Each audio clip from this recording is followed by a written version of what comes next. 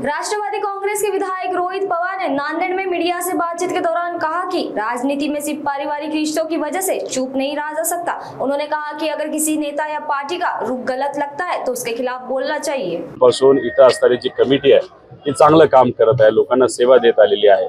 आता 2014ला भाजपचं सरकार आल्यानंतर कुठेतरी या कमिटीमध्ये सुद्धा हस्तक्षेप भाजपकडनं करायला सुरुवात झालेली। म्हणजे काय, नवीन कमिटी आणायची, कुठलाही कायदा आणण्यापूर्वी त्या लोकांना म्हणजे ज्यांच्यावर त्या कायद्याचा प्रभाव होणार आहे त्या लोकांना विश्वासात घेणं महत्त्वाचं आहे। आता तुम्ही इथं कायदा आणताय आणि इथल्या कमिटीच्या माजी अध्यक्ष, आत्ताचे अध्यक्ष, इथलं धर्मगुरू, इथे असणारे सामाजिक कार्यकर्ते, समाज बांधव यांना विश्वासात घ्या ना। त्यांना विश्वासात न घेता तुम्ही कायदा आणता, यांना माहितीच नाही कुठला कायदा येतोय।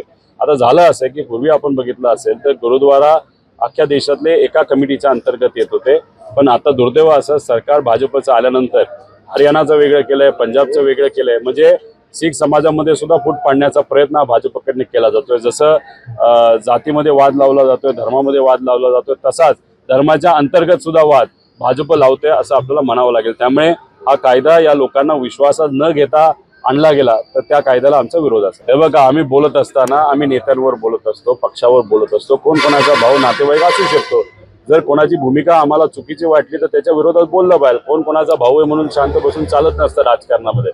भूमिका घेत असताना स्पष्ट भूमिका असणं पण तितकंच महत्त्वाचं आहे। आणि त्या भागात लोकांची भावना आहे की दोन परिवारामधला वाद नेहमी पुढे आणला गेला, आमच्यावर अन्याय झालं, हे झालं, मग एखाद्या डीपीसी बैठकीमध्ये वाद दाखवायचा, त्याची बातमी करायची, त्याच्यात गट सांभाळायचा।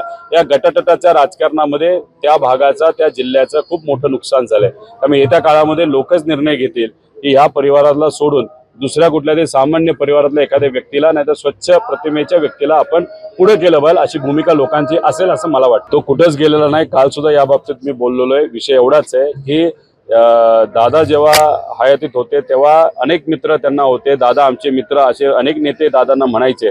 पण दादा गेल्यानंतर दुर्दैव असं राजकारण मैत्री टिकत नाही असं आपल्याला म्हणावं लागेल। दादांसाठी न्याय देण्यासाठी न मित्र पुढे येताना दिसत आहेत, न त्यांच्या जो पक्ष आहे त्यातले जे नेते आहेत ते सुद्धा पुढे येताना आपल्याला पुढे दिसत नाही। पण ठीक आहे, लोक दादांना न्याय देण्यासाठी लढतात, आम्ही लढत आहोत। नक्कीच दादांना न्याय देण्यासाठी आम्ही प्रामाणिकपणे प्रयत्न करू।